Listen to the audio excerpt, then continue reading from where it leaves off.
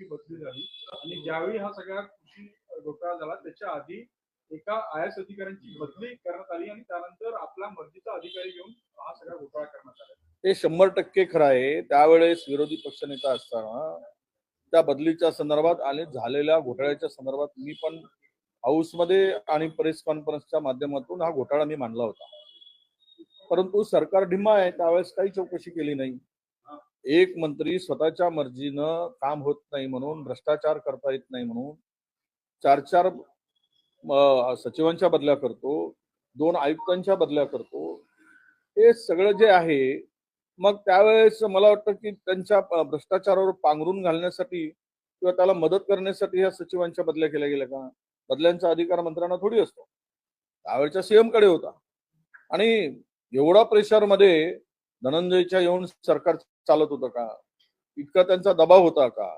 आणि भ्रष्टाचाराची मोकळीक दिली होती का? जा तू जेवढं खायचं तेवढं खा, तू म्हणशील ते करू, अशी काही पद्धत होती?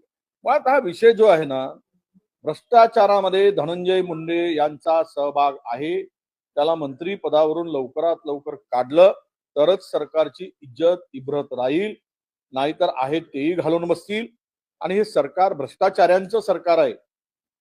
फडणवीस आणि शिंदे आणि अजित पवारांचं सरकार, असा मेसेज जाईल. यांना थोडं तरी कळायला पाहिजेत की एकावर किती किती प्रकारचे आरोप झालेत. पहिल्यांदा जे आरोप झाले त्यावेळेस इतके घाणेरडे आरोप झालेत, त्यांच्यावर वेगळ्या प्रकारचे आरोप झालेत, मी काय त्यावर बोलणार नाही.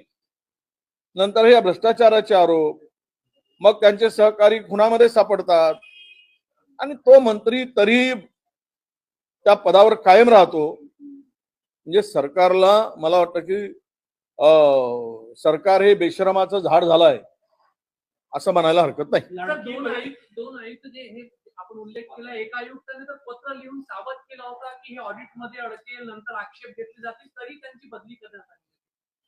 ते आता गेडाम नावाचे अधिकारी होते, प्रवीण गेडाम. तर आम्ही मांडली होती बाजू, आम्ही लिहिलं होतं पत्र, काहीच कारवाई झाली नाही. म्हणजे किती खाल्लं तरी काही कारवाई करायची नाही असं सरकारचं धोरण असेल त्यावेळचे शिंदे सरकारचा, आताच्या फडणवीस सरकारचा, तर मग आता त्याला काही इलाजच नाही. बिनधास्त खा, बिनधास्त राहा, महाराष्ट्र लुटून खा, अशी काही पद्धत आता महाराष्ट्रात आणली असेल तर लखलाभ आहे.